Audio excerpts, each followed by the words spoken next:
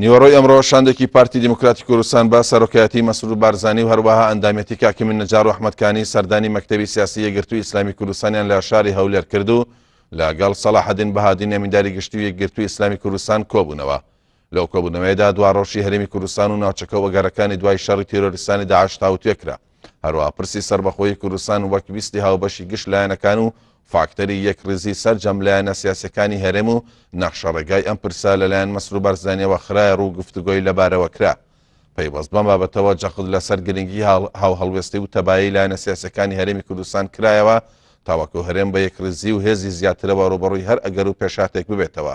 هەر لەم میانەیەدا ئەمەژە بە دوا پەیامەکەی سەرۆک بارزانی بۆ چارەسەرکردنی پرسە سیاسە ناوخۆیەکان کرا و جەخت لەسەر گرتنەبەری گیانی لە خۆبردووی و هەروەها هەستکردن بابەر پرسیارەتی مێژووی کرایەوە لە پێناو لابردنی کۆسپ و تەگەڕەکان و گەیشتن بە چارەسەرێکە بەرژەوەندەکانی هاوڵاتیانی کوردستانی تیادا لە سەڕی هەموو پرسێکەوە بێت. هەر لەم کۆبوونەوەیەدا هەردوولا کۆک بوون لەسەرەوەی کە لایەنە سیاسەکانی هەرێم با یەکەڵوەستی و بە شاندی هاوبەش بەشداری لە گفتوگۆکانی نێوان هەرێم و بەغدا بکەن تاوەکو بە دیالۆگ و شێوازێکی ئاشتیانە چارەنووسی پەیوەندی داهاتووی نێوان هەرێم و بەغدا یەکلا بکرێتەوە.